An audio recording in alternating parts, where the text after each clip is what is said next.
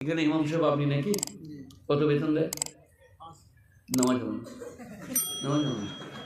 5,000 টাকা সায়া কিনবে না, কিনাও লুঙ্গি কিনবে না, আন্ডার প্যান্ট দিয়ে নামাজে দাঁড়িয়ে আল্লাহ আকবার আলহামদুলিল্লাহ রাব্বিল আলামিন। এই মাসে যা কিনেছি পরের মাসে কিনবো। গাইরুল মাগদুবি আলাইহিম ওয়ালাদ-দাল্লিন। ফেরেশতারা বলছে এসব কি চলছে গো নামাজের মাঝে মাঝে? বলছে ওরা আলাদা ক্যাশে। একটা কমিটি কিয়ামতের মাঠে ছাড় পাবে না। যাদের মসজিদের ইমাম সাহেব 4,000 বেতন, 5,000 বেতন, মসজিদ 12 লাখ টাকা 14 লাখ টাকা দিয়ে তৈরি করেছে মার্বেল পাথর,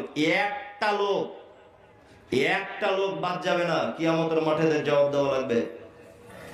মসজিদের টাকা জমা আছে ব্যাংকে 12 লাখ টাকা, আর ইমাম সাহেবের বেতন 6,000। এই ইমামের বেতন যদি এত কম দাও যেটা দিয়ে ইমাম চলতে পারে না, তাহলে সেক্ষেত্রে তুমি ইমামের হক আদায় করছো না।